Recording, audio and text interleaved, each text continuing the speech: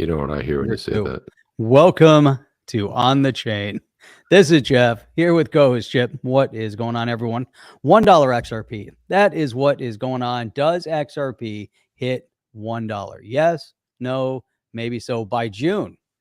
That's the question. Oh, Does June. it Okay, hit that's $1 by June? Not in its totality. Now, here's another affirmative that we have to think about. Does crypto business in the U.S. go to zero by the end of 2024? We're going to talk about that and a lot more. Ready to kick this thing off? let's go, man. Let's do it. Welcome to On the Chain.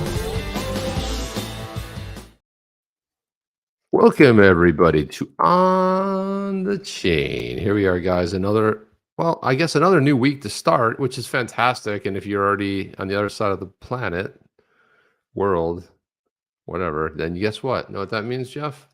That means they're already in it. They're already into their Monday. So love that. 20 And right. So yeah, it's I just start off by saying that, guys, really great to always have you here with us. Please consider supporting us by hitting that subscribe button. Also, turn on the notifications. You'll get them more likely than not, but sometimes you don't get them. That way you never miss a live stream. And if you're feeling extra generous, you can always send a super chat, or you can also subscribe monthly. And that's just that join button on YouTube, which allows you to join. And there's a couple of different levels there. And you can also support us through our website. Best way you can support us, share it with your content, share it with other people. That way you can kind of help get the word out there about On the Chain. And it's probably one of the best things. So guys, really appreciate it in advance. Thank you. Can't thank you guys enough. Jeff, how are you, man? How's your weekend? Good? Dude, it was awesome. Tennis and frisbee golf yesterday. Oh, Daytona wow. 500 today. Man, it was awesome. I'd like to play frisbee golf. I haven't played that in a long time. I lost my bag though. I don't know what happened to it with all my stuff in it. I don't know, got lost somewhere. Probably in a box somewhere. Who knows where that is? But guys, let's start this off. Go ahead and drop in there where you're from. Look at this. Andrew Smith, happy 50th birthday today. Watching from Sydney. Happy birthday. 50. Shout out from Jeff and I On the Chain, man. Happy birthday to you. Happy birthday to you. Happy birthday to Andrew Smith. Happy birthday to you. Hey man, it's not the greatest, but it's a shout out. What do you want? It's not the greatest happy birthday celebration you've ever had.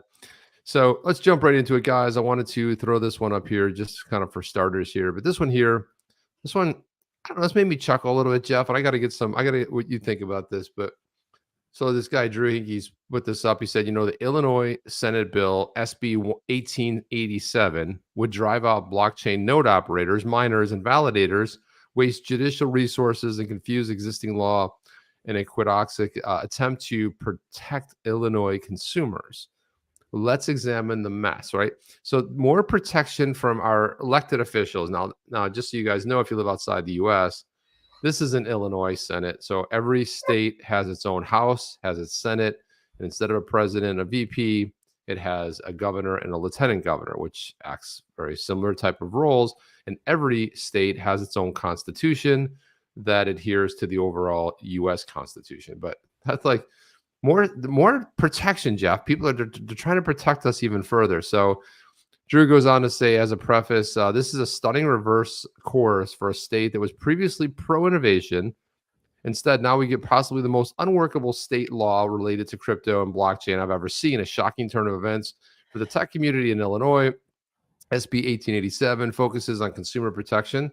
This is good if done properly. I will add that.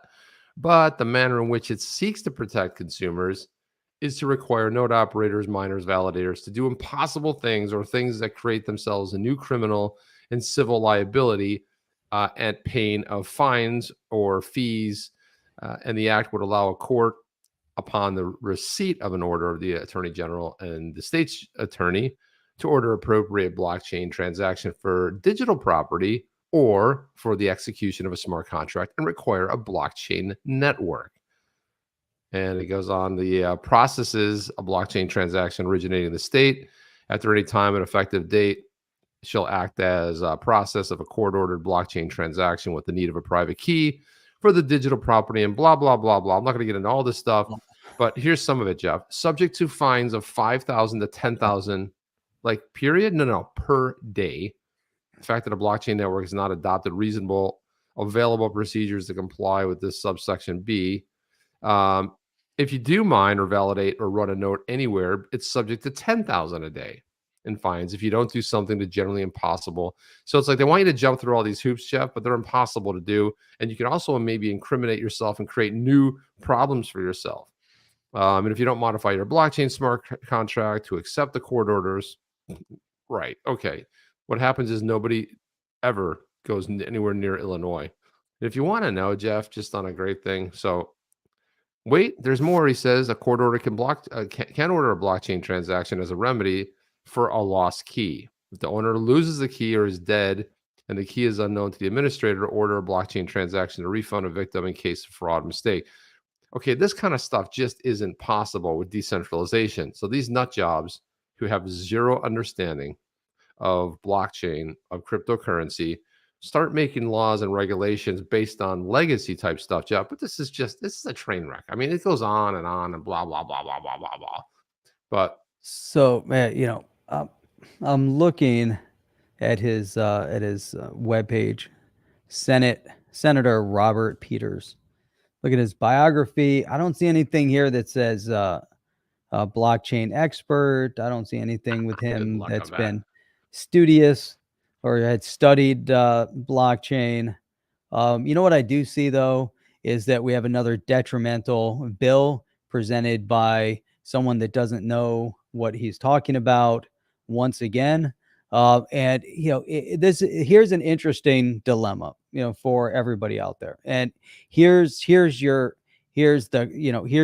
situation. And then there has to be a reaction, right? So we have to have an action to what's happening. So the transgression that we're seeing presented in front of us is that, yes, One-Eye Willie, he is a Democrat. So there's a clear divide right now between the blue team. I wanted the drum roll, Jeff, because I wanted to just zoom in on this right here. Of course it is, Jeff. Yeah, of course it is. Yeah, of course. So there's a clear divide being created right now between the blue team and the red team, Democrat, Republican, where you're seeing more Republicans coming out in favor of cryptocurrency and the decentralized financial technology. And you're having more Democrats siding with legacy and trying to destroy the cryptocurrency industry through ridiculous bills and laws. And you might say, well, at least he's presenting something in front of the Senate. At least he's doing something. But at least he's doing something is extremely detrimental to the outcome of the digital asset space. So your action item is to reach out to your congressional representatives, both at the state level and the federal level. So he is a state senator for the state of Illinois. Reach out to him and say, hey, what you're doing in Illinois is going to guarantee that there are no cryptocurrency companies or blockchain companies in Illinois, period. Right? It's bad enough they're in San Francisco and the crap they deal with over there. It's bad enough they're in New York and the crap they deal with over there. But guaranteed they're going to start fleeing these states. And so the action item here, Chip, for everybody is to reach out to your state. I don't care, Republican, Democrat, it doesn't matter. But you have to reach out to them and say, hey, here's why you need to support cryptocurrency and digital asset, blah, blah, blah. Come up with your clear reason. If you live in Illinois and he is your representative, you have to reach out to him and say, hey, the bill that you just presented is detrimental and is going to chase any good chance of bringing any type of company that is blockchain based into Illinois. You just signed the death warrant. They're not coming. Yeah. And the whole thing is, I mean, I think the biggest problem is like even if they have aides that are like younger than 100, let's say they're like 85 or younger, like whatever, just do a little bit of searching on Google, go to the new Bing chat, go to ChatGPT, something that might educate you on a level where you understand this. So this bill, Jeff, is legislation in search of a problem. None of this problem exists right now. So I fail to even understand, and I try to make my way through it. I fail to understand how they're exactly going to protect us, right? This is David Clark says, I live in Illinois. Unfortunately, and this bill is ridiculous, but they're okay with you losing your life savings on online gambling, right? And they're cool if you hop a plane from O'Hare and you go right into Vegas. You get off the plane, you proceed to go right to one of the casinos and put it all on, either red or black, and then you lose everything. And like, well, sorry, buddy. So they're so worried about protecting you, but the protection they're looking at here is silly. And it's sad what happened. Somebody said, who is it? Legendary said this, Jeff. Illinois used to be a great place. Well, so did California. So did a lot of states. New York used to be phenomenal too. I used to live in New York. I'm never going back to New York. Never, ever, never. I don't even want to visit New York anymore. It's become such a travesty of what's happened there. And it used to be phenomenal. It used to be a phenomenal place. And the biggest thing I see is that you've got this giant city of New York. The rest of New York is huge, beautiful land. If you've ever driven from New York all the way over to like Niagara Falls, it's absolutely gorgeous. And those people are not down with what the big city folks are down with. So what happens? They stop voting because it doesn't matter for them. And they continue to vote for ridiculous stuff and all this stuff, Jeff. So it's no good. But anyway, the good thing here is John Deaton goes like this: who is the moron that's sponsoring this proposed bill? What moron? Well, it's like, it's almost as if you want to look at trying to like destroy your party into non-existence period. Oh yeah, sure. You got your at bat right now and everything's fine. But what you're doing is your attrition is far worse. And cryptocurrency, blockchain is just part of it, Jeff. There's a whole big thing going out there that if you could pick yes or no, left or right, whatever the choice is, almost every time it's the wrong choice for we the people. So I thought this was a ridiculous thing going on, but man, so you look at that, and then you turn over to the UAE and what they were doing in the fall, and you see that they're pushing towards a discussion over some sort of regulatory clarity, some sort of regulation, trying to be, descriptive and very succinct on how you need to register, what you need to register, what you don't need to register, how you have to register, what laws they would be subject to. And they're explaining all of that with DeFi. And that's in the UAE. It says here from the 1st of November, 2022, all firms that are currently providing or want to provide financial services in relation to recognized crypto tokens in one form from the DIFC will need to obtain the appropriate license from the DFSA. To obtain this, firms will need to submit a pre-application to the DFSA via the website. And so here, when they talk about go to the website and fill out the form, there's actually a form. It really exists.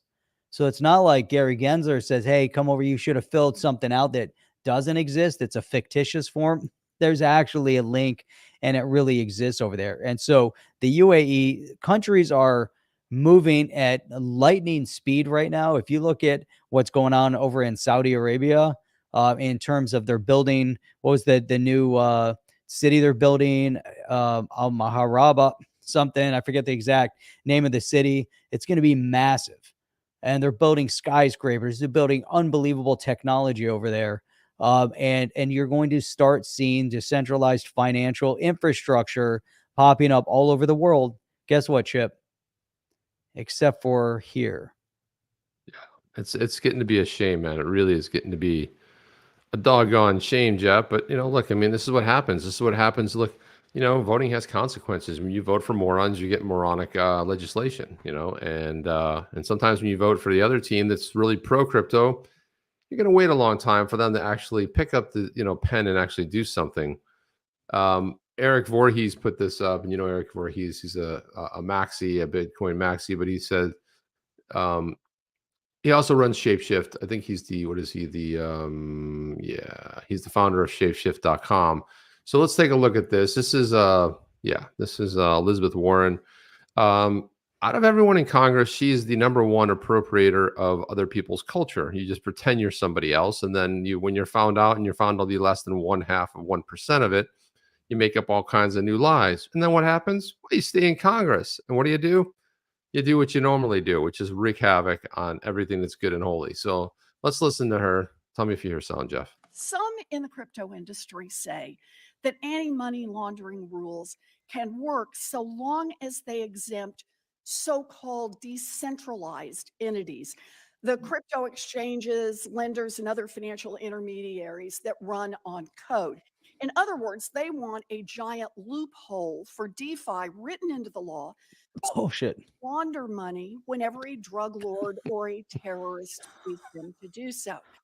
Now, that is exactly what Colorado-based crypto Shapeshift did when it deliberately restructured itself as a DeFi platform. And here's what it told its customers. They said, we're making this shift to move itself Do we have from a regulated activity. It's so funny. She says we're making this shift, and it sounded like we're making this shit up. Like, well, that's what she does. She makes it up, right? She's just making this shit up as we go. Oh, I'm sorry. Did I say that out loud? Jeff, they always say the quiet part out loud. And like, it's like, oh, that tells us everything we need to know about what you're saying. Here we go. To remove itself from regulated activity. Translation, launder your money here. Mr. Reiners, should Congress be in the business of creating loopholes for money laundering? They should not. All right. I should not. Okay, but here's the This is funny. not- But here's the funny thing, Jeff. You know where they've done? They've given those loopholes? The big banks. Big banks laundered a hell out of money. More so, it will take. I don't even know how many years it'll. Jeff, how many years will it take for crypto and blockchain to catch up to from the beginning of time for fiat currency, whether it was a silver piece or a gold piece or a paper dollar or whatever it is, or a paper euro? How long? They get hammered. Like, oh, I'm sorry, geez, were we laundering at $3 billion? Oops, what's the fine for that? You pay $100,000. Okay, we'll pay it. I mean, it's ridiculous, right? They get a slap on the wrist. They get like a slap on the wrist, Jeff. This is what they get. But this is the government getting their part. They're getting their cut. They know the banks are laundering. They know all that. Here's the kick. You can't get a kickback. You can't get a bribe. You can't get all that. But hey, you know what? We're going to let you do it. And then we're going to catch you and we're going to fine you a certain percentage, whatever it is. You're going to pay a fine. After you might have made 100 million. We're going to charge you around 10 million in fines. Does that work for you? Maybe Does it work for a you? little more, right? Whatever works. Give you the answers And here ahead you of go. time. Give us 10 million. Right. We'll give you the answers. We'll figure it out. And so here's before you put that up, Michelle was saying was this Vecchio Gangle. We butcher everyone's name. So don't take it personal. We do here, Jeff. No, don't take it personal. Things we do. Things we do here on the chain. So Michelle is saying, I live in Massachusetts. Senator Warren said she was going to write to Fidelity and make it impossible to buy and sell crypto. She succeeded and then deactivated my Fidelity account to my Uphold account. And there you have it. They try to undermine you at every step of the way. They just need to come out and say, hey, you know what? We don't want you to make money. We want you to stay poor. We want you to stay subservient. We don't want you to benefit from all the things that, oh, by the way, they benefit from. Oh, and by the way, she benefited immensely by subverting the law. Let's call it that, by twisting it a little bit, by twisting it so gently when she went to university and got special scholarships and got accepted based on misappropriation of somebody else's culture. I guess you could call that fraud. Oh, and then when she went on to get her job and then she was recognized as a professor, whatever, being of a minority, blah, blah, heritage and all these things. Oh, and then guess what? It wasn't true. So, and this is the person that's up there and she's the one that's twisting the knife in our gut, as she tries to, expunge every little bit of prosperity that we can, find to make in new tech. It's just making $400,000 a year as a tenured professor. I mean, this is ridiculous. So Voorhees said, hey, I look forward to Senator Warren submitting a proposal to the Shapeshift DAO governance process. So he's like, he's not taking it down. John Deaton commented, and he said, as you can see, the big banks have captured U.S. lawmakers/regulators. Elizabeth Warren may be the biggest and most effective puppet and front woman of them all. She claims to be against big banks, but she's one of their biggest protectors. True, Jeff. True story. She's the only reason they're Cranium Crypto said the only reason they're in favor of big banks rather than crypto is because they're more easily controlled.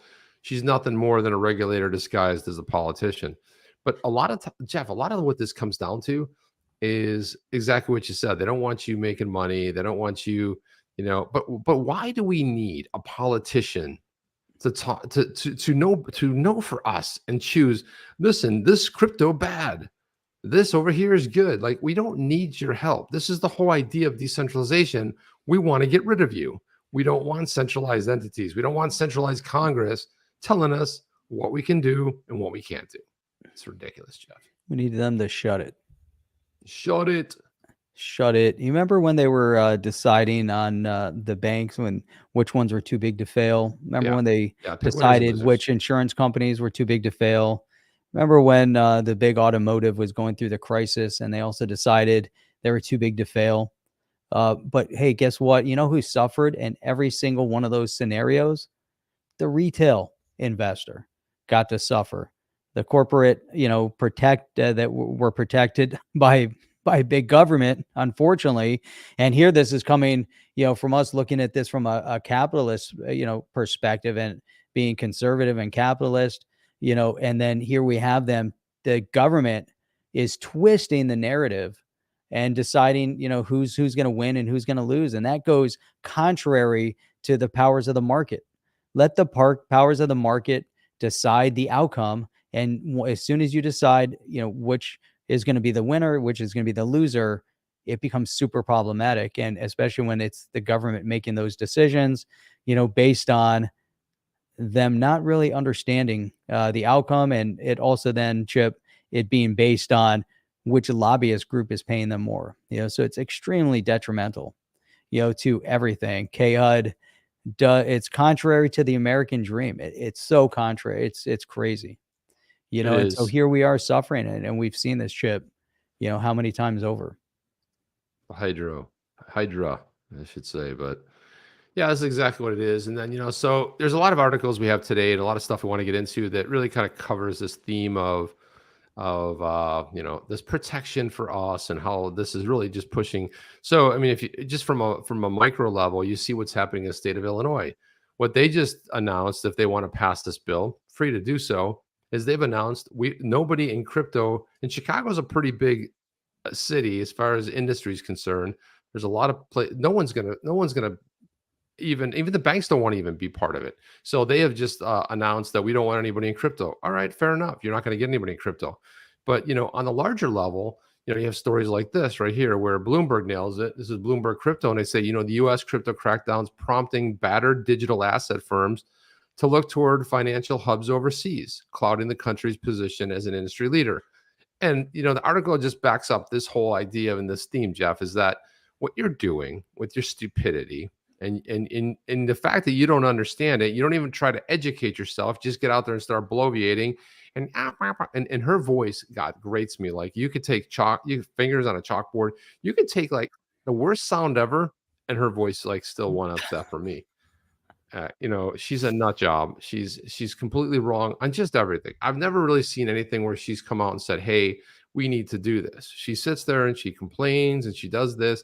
You remember, Jeff, she was talking about the fees the bank charged, she was rallying against it, like, yeah, let's go get them.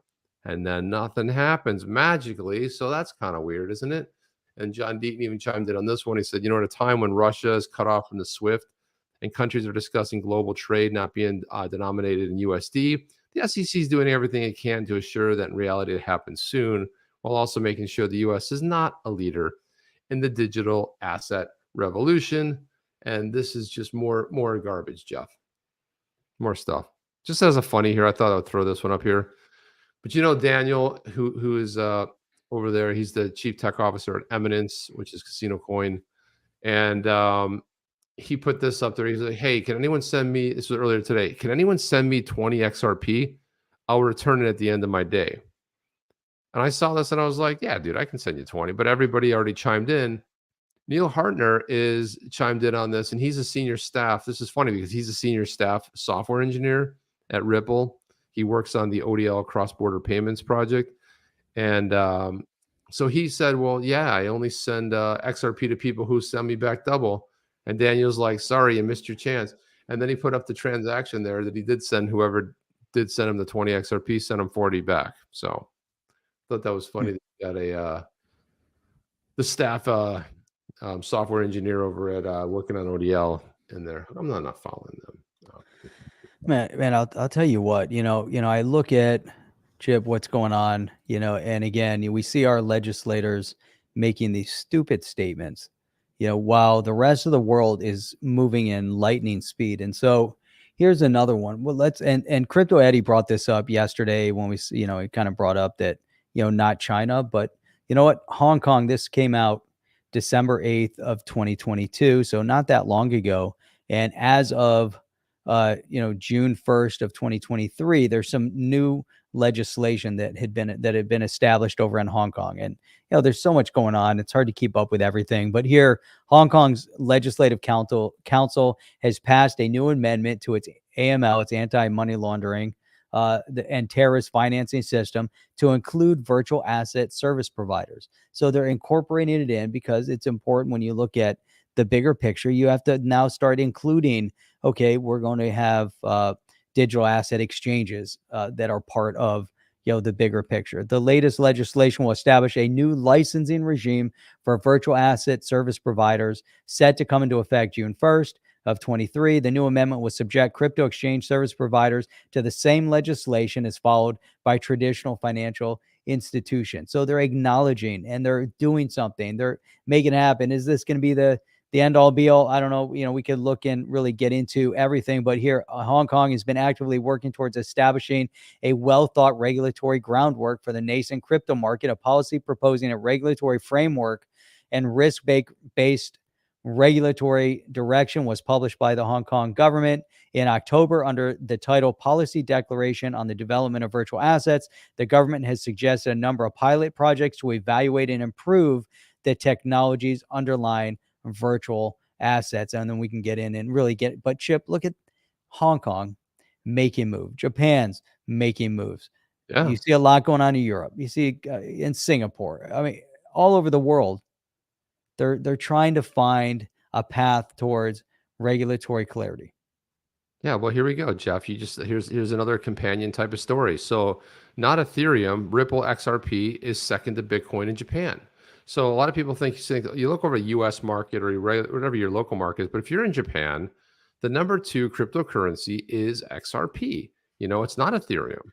So this is a cool article here that talks about.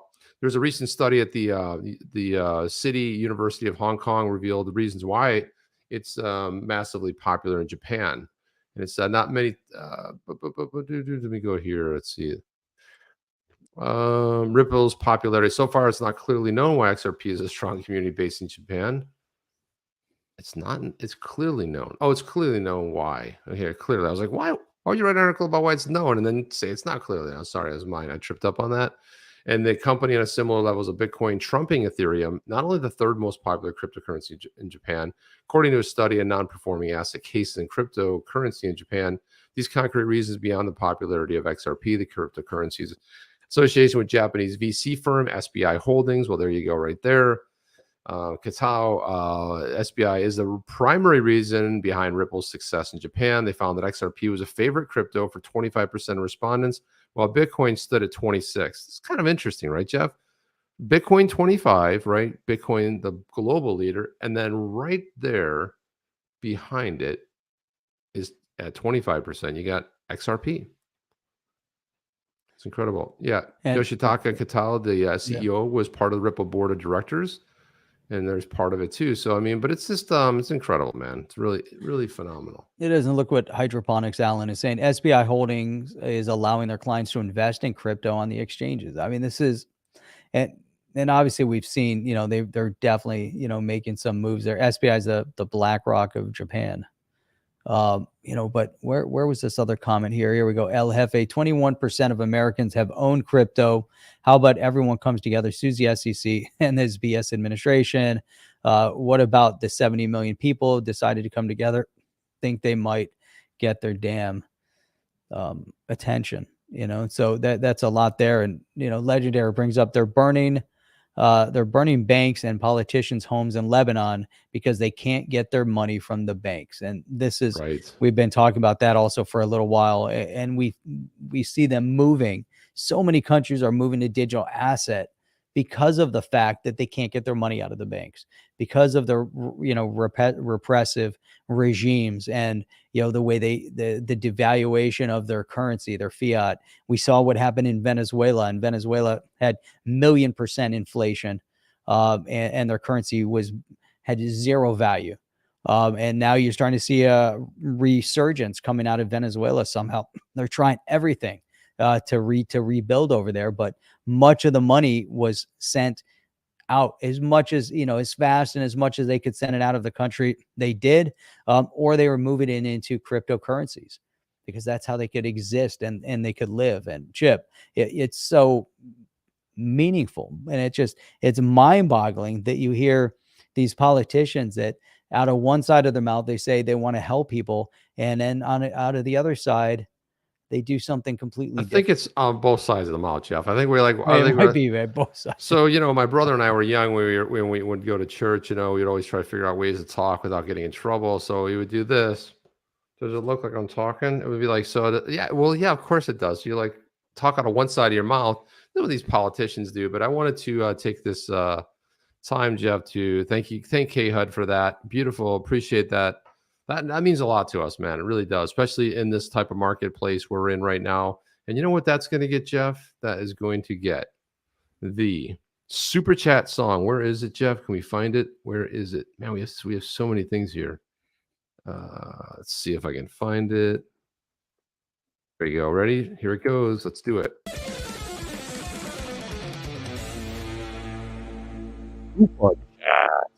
Thank you very much. Really appreciate that, Kate. There's some more appreciation, man. It was on loop. Was it? I thought I turned it off loop. It doesn't matter. It's all good. It's all good, guys. OSW, lots of FUD lately, but I do want to, so OSW wanted to know our opinion on this. And so we need to put some things into perspective. So number one, we have to draw a complete separation. Let's read it first. Let's read it first, Jeff. Oh, it's a good idea. I'm a big believer in Ripple XRP, but all I hear is how good they are and how many contracts are signed with banks, etc. But as an investor, I'd love to know what the red flags are that aren't spoken of. Here's Chip and OSW. Here's number one on the list. We have to draw a complete distinction between Ripple, the company, the centralized company that is developing a software called RippleNet and is building on the XRPL. And part of their solution is ODL, the on-demand liquidity, which does utilize XRP, the digital asset. Now we have to separate out XRP, the digital asset, as it's a standalone digital asset that is native to the XRPL, to the ledger. And there's a complete separation there. The other part, as Ripple does great things, hey, that's awesome. They're building, they're growing, they're doing some amazing things with the XRPL. They're proving the use case of the XRPL, of how seamless in nature it is. They're expanding their ODL around the world and showing that moving money cross border is more efficient, utilizing blockchain tech and incorporating the XRP and their objective of incorporating XRP. Now, as a purchaser of XRP, the digital asset, you are not investing in Ripple.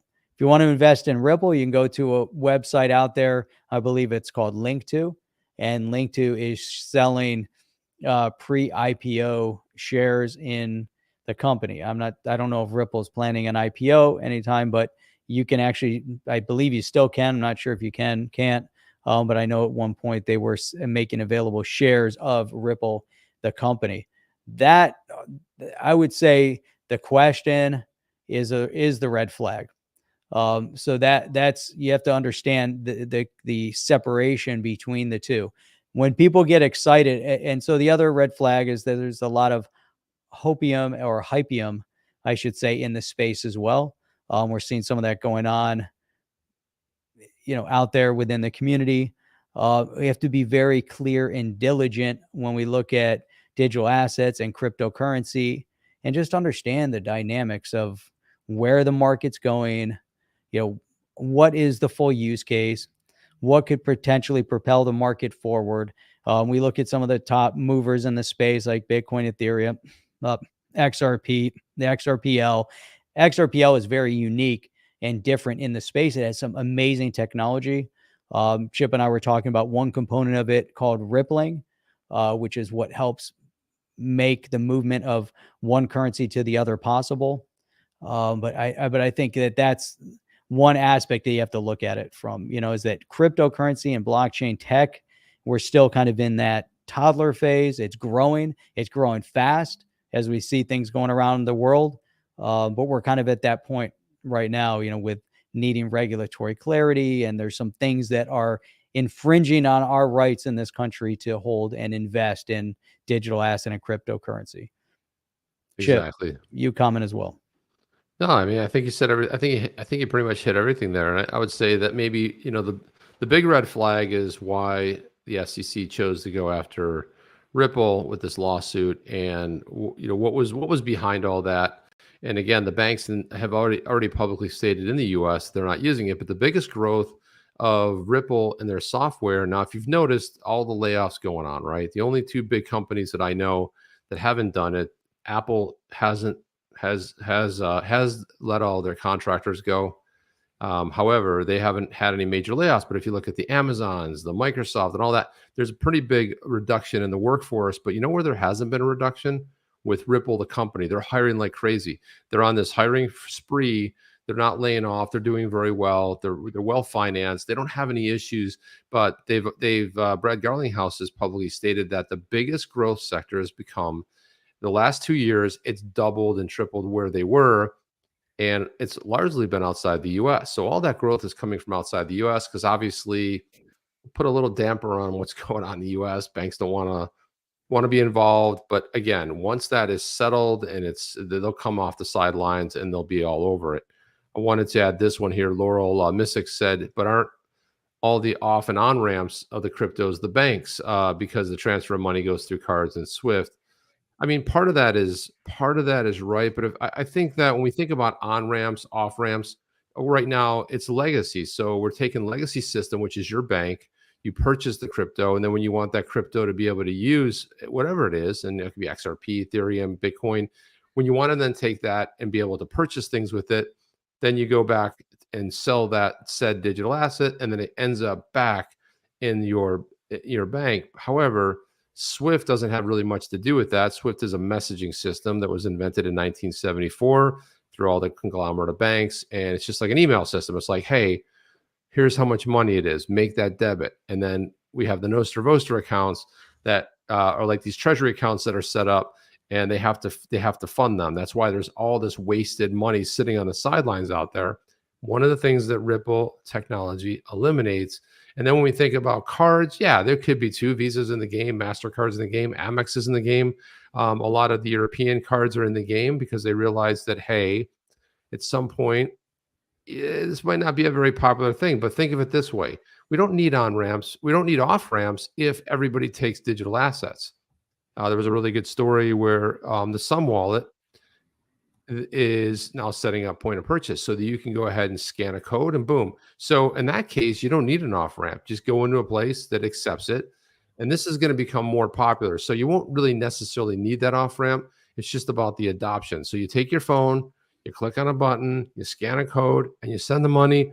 They receive that, and then you never have to go to a fiat currency. So that's one way to initiate it. So I thought, Jeff, anything you want to comment on that? No, that's a good point. There were quite a few YouTubers in the space a couple years ago that kept talking about off ramps, and they kept promoting the off ramps and make sure you're set up with your off ramps. Everything's going to explode overnight, and you better be ready for your off ramps, because when it explodes, you're not going to have time to, to get out, and you're not going to have time to, to capture your gains. And there was so much hypium over the off ramp idea. And I remember we talked about it. You and I talked about it. I know that I believe I had made even a short video mentioning it at the time, but the point you just made the case for it. Why would you want, if you believed in the technology, if you believe that this technology is the future, the way so many of the, the YouTubers at the time were spreading the hopium that this is the future, it's going to be amazing and everything's going to be blockchain and crypto, but make sure you prepare your off ramps because you need to get into fiat as fast as possible. So if you believe and you kept talking about it, then why would you, again, why would you want the off ramps? Hey, it's great. You need an off ramp because in today's society, you need to spend dollars. Maybe it's not as easy to send and pay crypto. Chip, you brought up with the Sum Wallet, trying to find that solution and make it easy. But this notion, the direction that we're moving in with crypto, man, we're just scratching the surface for it.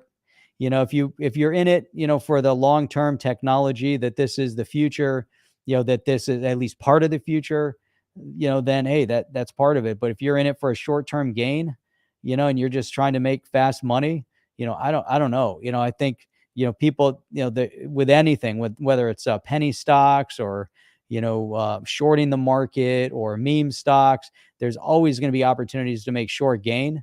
But overall, when you invest, it's not short gain. It's always long-term, strategy. Talk to Warren Buffett about short-term versus long-term gain, and I guarantee he's always going to talk about long-term gain. You're muted. Play the long game, baby. Here we go. So look at this right here. John Deaton said, once again, I will say that Ripple offers the sales of XRP may have violated U.S. security laws. Someone had a question about this in there. And if the SEC were only pursuing Ripple sales, I would have never filed that suit against the he wouldn't have filed that suit against the SEC, right? But that's not what happened. He said, but claiming that an asset, which is an alphanumeric sequence, was, is, always will be, no matter what the seller or the circumstances surrounding the sale, a security, it's insane. And there isn't one case in 76 years since Howey that supports such an absurd claim. And even the judge George, like really kind of roughed up. I'm like, wait a minute, you're saying Section 5 violation for and all secondary sales of XRP? There's so many times that the SEC has misstepped quite often. And a lot of people hear about, because the SEC promotes the wins and we got a ruling here, but they lose 1 out of 3 cases, right? And sometimes it depends on what the year is, but they don't always win. It's a 50-50 shot. Ask Elon Musk, went against head-to-head against the SEC for several years, won. Ask Mark Cuban. Mark Cuban went against the SEC. It took 6 or 7 years and won. So this whole idea that the SEC is the end-all be-all is not necessarily there. So creating all this strife, that's creating all this friction in the marketplace, because they're going to protect capital formation and they're going to protect you. The SEC is looking out after you. It's just become so watered down. And I really think that the House had the House of Representatives, with the new red team running it, having ability to get rid of the IRS, Internal Revenue Service, get rid of it. You know why? Because it's not supported in our Constitution. The central bank, guess what? The founders are very, very, very upfront about central banks. They didn't want central banks. Andrew Jackson was the last one that got rid of it, right? So they got this twice. A central bank has creeped in, twice they've been gotten rid of. And I predict that that's going to happen probably within the next 5 years. This new central bank, because you want to know, all you have to do to really get rid of it is do a real audit. Go in, audit them, find out what's on their balance sheet, find out what they've been investing their money in, and find out how they've been fleecing every man, woman, and child living here in the United States. And it's probably going to be pretty gruesome and evil. So this whole idea of centralization is on its way out. And this is the biggest paradigm shift in a long time, because everything was centralized, right? You go back to little tribes, you go back to civilization, you go back to a city, you go back to the Roman Empire. It had a centralized government. It was all over the place. And you go back to then that next incarnation, was, yeah, obviously they always said the sun never set on the British flag because they had their paws everywhere. That's why we mostly speak English everywhere. Although in America we speak our own version of it, which is fine, but there's more of us, so that's it. We've adopted the language. But the point being is that there's a whole lot going on through history. Just look at how the Roman Empire fell. Look at how the British Empire fell. Look at how what's happening with the U.S. right now. It doesn't take a scholar, doesn't take someone really smart. Just kind of look at what's happened in history. But I predict that this central bank's got to go everywhere. It's got to go in your country. It's got to go in our country. Why? It's a system built on debt. They loan you two US dollars or €2, and then you got to borrow a third one to pay the interest on that, right? And it's just this out of control. And then what happens is inflation, and what happens with inflation is that you figure out ways to pretend that it's not as bad as it is. And so over the years, you water it down, and you don't include this thing like food and shelter, and you include things that people don't care about in there, and that's how you get really good numbers. But I don't want a little long on that, but I just think the central bank's the next big thing to go. The big operator word there is central bank. Everything's gonna become decentralized, and they can fight it all they want, but they'll be the last ones to know when we know about it ahead of time, Jeff. Centralization bad, Jeff. Central bank digital currencies. So 801. Sorry, I just had to put that on. Decentralization is freedom. And centralization, corruption. Is not freedom. It's not. It's the opposite of freedom, It's Jeff. the opposite of freedom. It's horrific. So, 801 XRP, and this is interesting here, as a comment, and we can kind of expand on this a little bit too. But every crypto sued by the SEC paid a fine and moved on. Ripple is still fighting as a blockchain tech company. It's bigger than other crypto because XRP is being used globally. Will set the way for U.S. Global kind of relations, monetary relations. In 801 XRP's opinion, and why, and a reason to why they're still fighting it. And it's interesting too, because one of the big claims that the SEC is making in this entire case is that all XRP sold, whether it was by Ripple or if it was done in a secondary market, meaning that when we purchased it, whether it's from whatever exchange you bought it on, doesn't matter, but it was a security regardless of when it was bought, how it was bought. And that's a major issue. And from that kind of decision, now there's been, conversation over the fact that Hinman and others had made statement that Ethereum and Bitcoin aren't securities. And, and there's a tweet from Deaton somewhere that was pretty clear also on the outcome of the case. Would it actually mean that XRP, or would it mean that Ethereum and Bitcoin were or weren't securities, if XRP is or isn't? But this conversation is global in nature.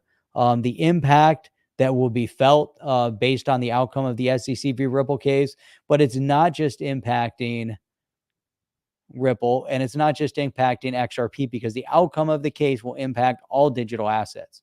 And that's the significance of this case. We saw what happened in the library case, and they paid their fine, their $30 million fine.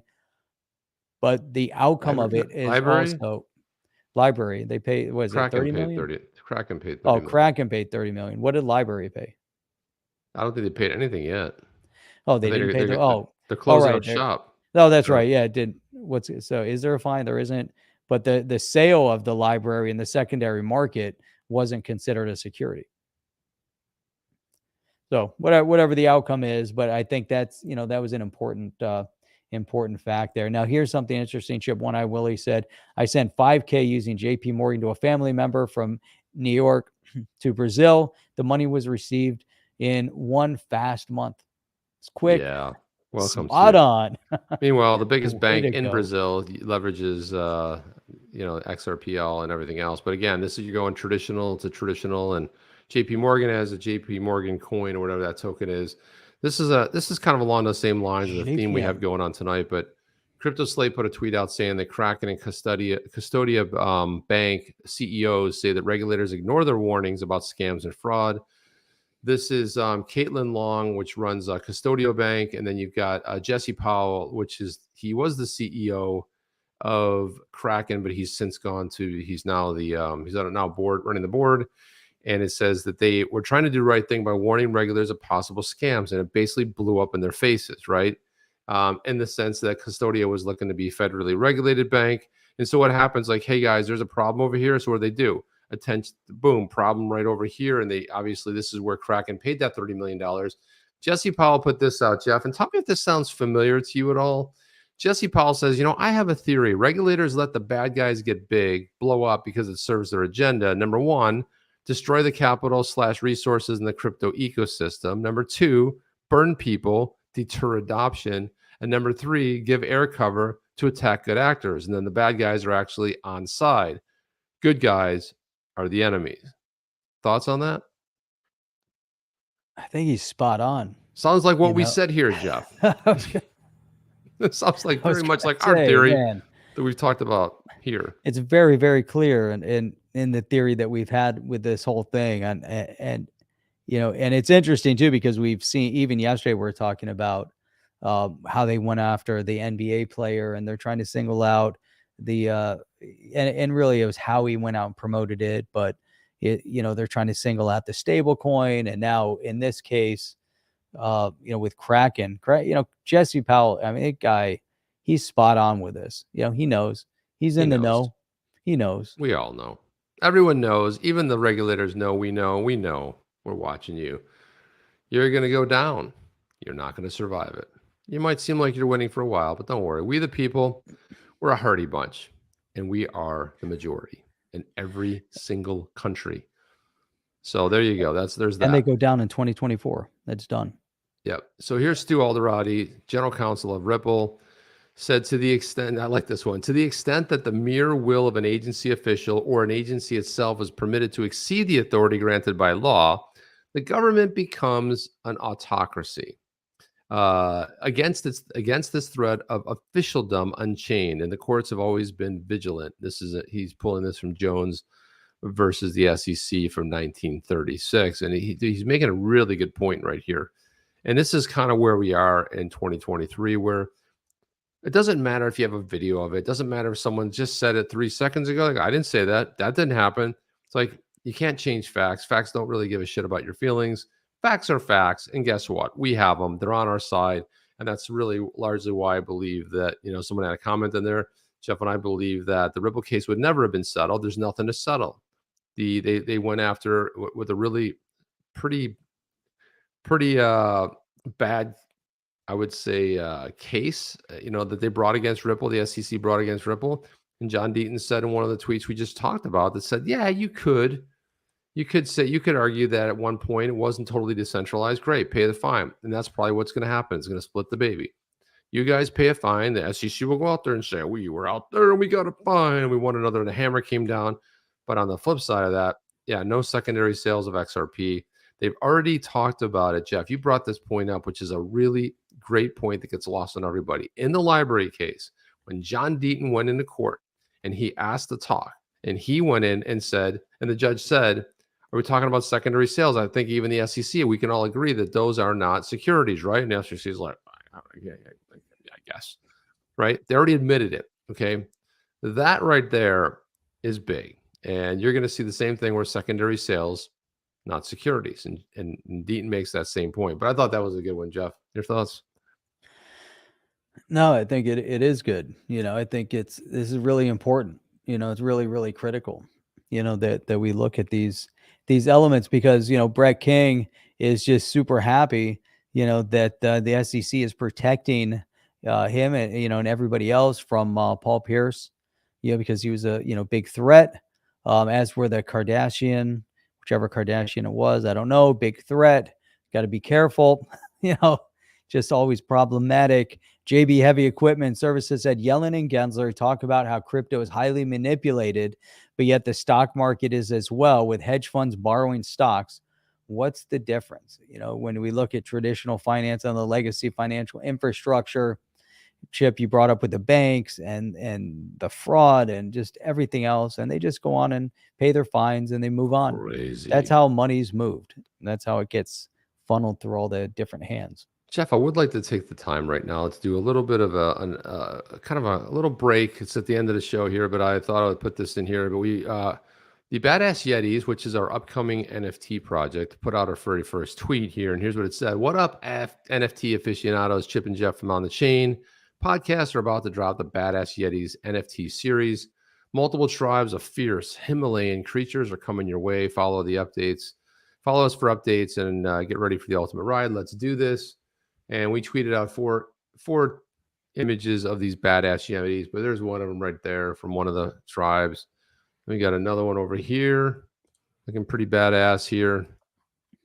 And there's another one, bewildered, fire starter, a little Yeti. Ferocious though, they look cute as hell, but man, they will rip your jugular out in a tenth of a second, Jeff. They kick And ass. finally, there we go, right there. There's the one sitting up on top of a little bit blizzard there, working in the background there. But if you guys could follow us on Twitter, I will go ahead and drop it in there. So if you guys could follow us, I would really love it to go ahead and follow us. And what do we have now, followers, Jeff? If you had a guess, what do you think? How many followers we have on our Badass I Yeti? would say 60.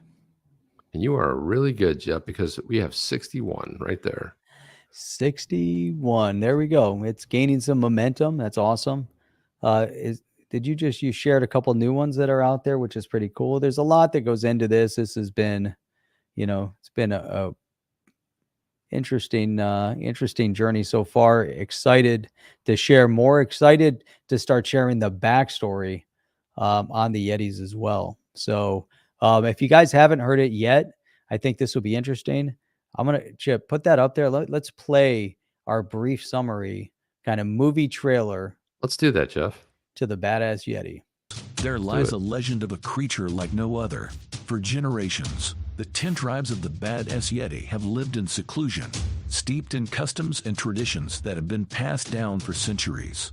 These powerful creatures derive their strength from the elements of the earth, and their spiritual beliefs revolve around the earth, sky, moon, sun, and stars.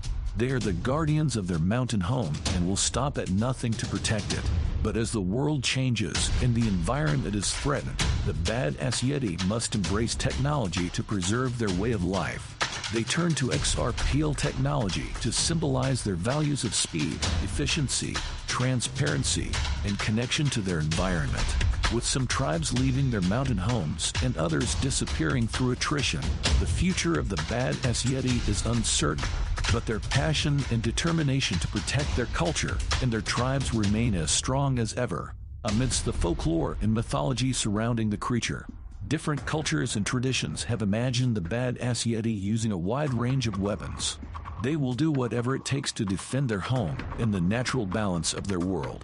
Prepare to embark on a thrilling adventure like no other as the legend of the Badass Yeti unfolds before your very eyes. There you go. There you have it right there. Badass Yetis. What's up, Badass Yetis? And again, Jeff, if things were all really smooth and clarity was out there, we always, again, there's going to be some kind of utility, but our original utility was actual an actual token that had a really good use case that had but again, it's kind of like a weird climate out there right now, so we're going to have to see kind of what happens this whole thing. Thought to wrap things up, we would put this last tweet up here, which I thought was pretty interesting. A company called NFT Limited, since we're on the NFT thing, says we're wrapping up things, but a non-fungible will be launched on Tuesday, the 21st of February. Join our Discord for the latest news. And what this is one of those little X apps that is going to plug into your Sum wallet, and it looks very, very cool. So if you got a lot of NFTs, you'll be able to have a little viewer there. Matt Hamilton commented on this as well. He said that, hey, I'm looking forward to the release of this NFT X app. Having spent some time now working with NFTs and other ecosystems, is really clear just how much simpler and elegant NFTs are on the XRP ledger for 90% of use cases. And another stat that I saw too is that the XRPL is blowing away some other big players in the space, or at least have had a pretty good footing in there, that the volume on the XRPL is a lot greater, which I thought was a really good stat too. So, but anyway, that's what we got, Jeff. That's what we got. It's exciting. While things are difficult within our political realm here in the US, and they're trying to push the cryptocurrency companies overseas, this is a global phenomena, and things are happening all over the world. Good things too, because this industry still in its toddler phase, Chip. And I see great things. I do see great things. Countries all over the world see great things. People all over the world see great things in decentralization of our financial infrastructures. And man, still exciting. And that goes to OSW, that question, the red flags, man, we have to keep educating ourselves, and don't, follow the herd just because there was some hypium and hopium on some YouTube channels. That to me is one of the bigger red flags. So let's stay vigilant as a community, the On the Chain community right here. Come here, ping questions. If you guys have questions, throw them into our Twitter DM. And we do have our On the Chain community members. We will have some, we're working on that.